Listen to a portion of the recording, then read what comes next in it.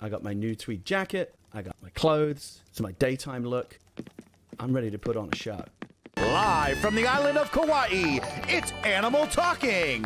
Today, join Gary and his guests, video game legend Jordan Mechner and best-selling author Hugh Howey. And now, because none of us can leave our homes, here's your host, Gary Whitta.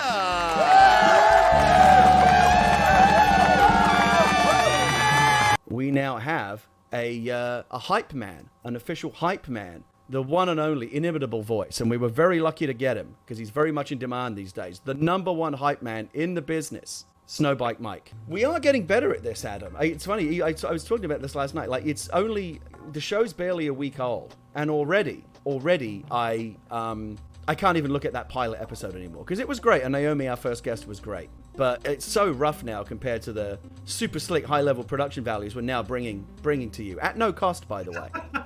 I'm happy to announce live on the show this morning that as of yesterday, Kenny and I spoke, and he has granted us an official license and permission to use his music on the show, any which way we like. So we now this is now the official Animal Talking theme music. Kenny is putting the band back together. He's getting all the original members of the band who performed that track, and they're going to come perform it live on the show.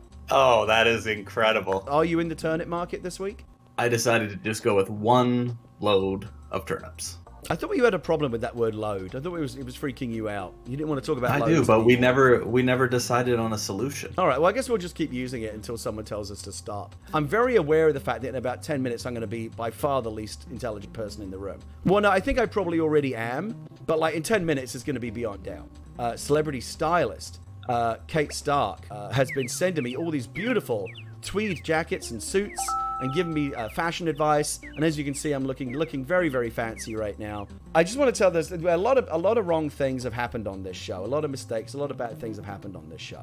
Many of them have been my fault. And all I can do is try to, you know where this is going, don't you? Yeah, I finally made a mistake and you're hold on. And I can see the capture card is working. I can see the talk show set on the capture card, just not on Streamlabs, and it would just black out. And I couldn't figure it out. It was driving me crazy. I thought, you know what? I'm not going to do what I always do. I'm not going to go crying to Adam right away I'm going to figure this out. It's this goddamn intro. And what happened was, Adam went back and looked at it. And when Adam swapped out the old YouTube version of the theme song with the new, cleaner one that we got from Kenny, the new version of the theme was 1 millisecond longer than the old theme. And what happens is, the Animal Talking logo you see up on the top corner there, that's the final frame of the animation. When the animation stops playing, it just stays on that card. But when Adam swapped it out for the new frame, the new theme song, which was 1 millisecond longer, the final frame was, you guessed it, a solid black frame. Like, I was freaking out. I thought we weren't going to be able to do the show. To be fair, it does not take much to make you freak out. Please welcome to the show my first guest and good friend, Jordan Mechner. Come take a seat on the couch. Come take a seat on the couch. You can do it. Just walk right into the couch. There you go. Now now there's no need to practice social distancing on this show, Jordan. You can sit closer to me than that. Shout out to my daughter Jane, who helped me sit down just now.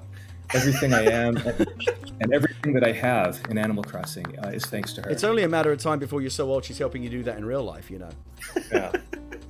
Actually, we have another little video here. Jordan, you're so... I love the fact that you're like basically doing my job for me. It's like you cue... Not only do you bring the clips, you cue them up.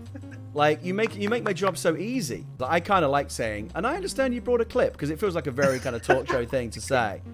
So I'm going to say, anyway, Jordan, I understand you brought a clip. Yeah, I started keeping a journal freshman year in college. And I'd kept journals before, like, in junior high and high school.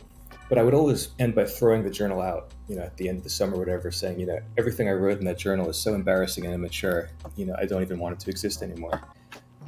I know how that feels. I mean, that's how I feel about last week's shows. There you go, Adam.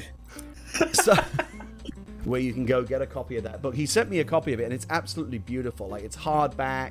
It just looks like a proper tome that you would want to have on your shelf. I really want to talk about this image. I really want to talk about this mullet in particular. because it's incredible. I didn't have my daughter to style me at the time. I was proud of that mullet. Jordan, if you would like to make an attempt to kind of get up off the couch and scooch down onto the far end where you were originally, you can do it. Okay. You can do it. Come back. Where are you going? Couch is over here. Where's he going? Where's he gone? Where's he gone? Wait. He's over there. Adam, help him. Oh, oops.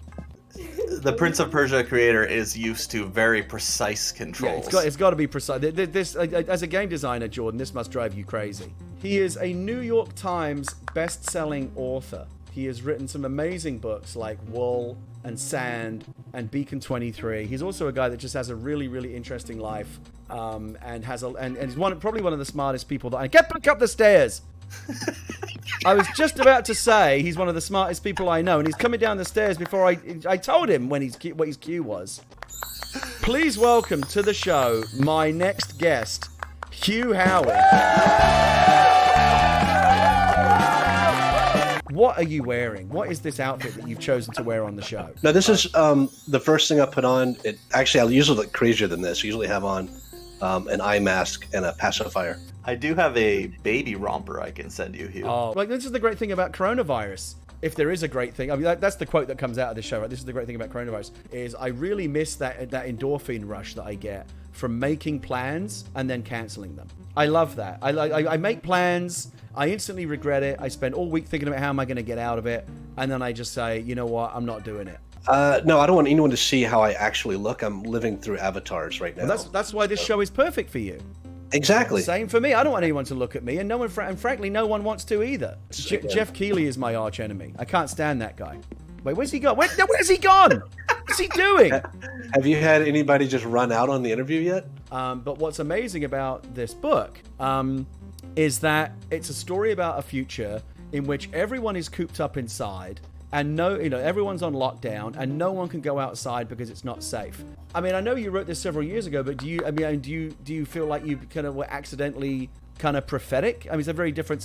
What happens in Wool is like much more apocalyptic, but the parallels are kind of weird. Do you feel like the book is kind of weirdly timely now? Yeah, the parallels really are strange, and even more than that, the book is almost 10 years old now. When I wrote it, some of the things were satirical, and now when you read them, they feel like I'm commenting on the current times. What advice would you give to someone out there who's sitting on a novel, a manuscript, and they want to find a way to get it published, get it in front of an audience? What have you learned that you could pass on to people like that who are just starting out?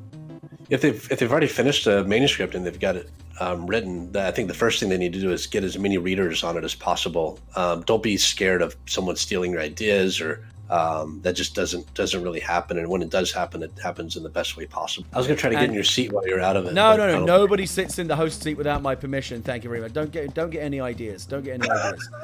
The Book of Eli, which is unbelievable, that everyone should go watch while they're in quarantine. And since it's May the 4th, everyone should go. Can I not? The audience isn't liking it. There's no Book of Eli fans in the... And my wife, Leah, who's the executive producer on the show, had her own tweet. And there's been a lot of controversy about this. Some people think it's sick and twisted. Some people think it's a cool idea. Once the islander leaves her island, she erects a tombstone to them. And she's got this ever-growing graveyard of like ex-villagers, ex-islanders on her island. I don't like the risky investments and all that stuff. So I'm gonna have to find somebody that has like, a $200 turnip price somewhere so I can unload all these things. Gary scoffs at $200 turnips. That's chicken feed. Oh my God. I know that your girlfriend Jill is there with you. You told me before the show that she can do a remarkable imitation of an Animal Crossing character. Wait a second. Christ. That's not the game. No, that's just her. She can do it anytime. You played an MP3 there. Nah. I want to hear it again. Okay, here she goes. That's incredible. You're married to Isabel. Did you order the egg sitter after seeing the clip? I haven't yet, but I'm going to. That is amazing. I still don't believe it, and I want to order it just to test this thing. Like, I cannot believe you sat on an I sat on an egg and I didn't break it. Egg. My butt's a lot firmer than yours, so I wonder. Well, that's the thing. I think it works with butts of all firmness levels. If anyone's butt is going to break that egg, Hugh, it's yours, because it's like a steel can back there. Unlike mine. which is more like a busted open can of beans that you'd find around the back of a dive restaurant. Jordan, the floor is yours. Please tell us a joke. What do you call an alligator in a vest? I don't know. What do you call an alligator in a vest? An investigator. Perfect. Can we screen cap me being in the chair?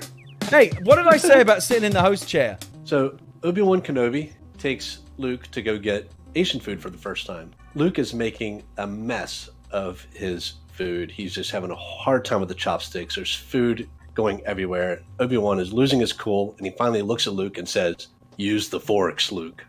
Oh, Jesus. Luke Skywalker and Darth Vader are enjoying a family Christmas together. And Luke Skywalker says to Darth Vader, "How did you know what I was getting for Christmas before I opened it?" And Darth Vader said, "I felt your presence." Let's see if I got anything not about dairy again. It's going to be, all your jokes are weirdly milk related. I don't understand that at all. What do you call cheese that isn't yours? Ooh. I feel like, give me this, because I feel like I know this one. Nacho cheese. Little bit random in chat says he should have told the other one. So, again, from everyone here at Animal Talking, for me, for Adam, for our guests, Jordan Mechner and Hugh Howey, thank you so much for joining us. It's really been a pleasure. You guys were great guests, and you're welcome back on the show anytime. Yay! It worked! I love it when a plan comes together. That's so cool.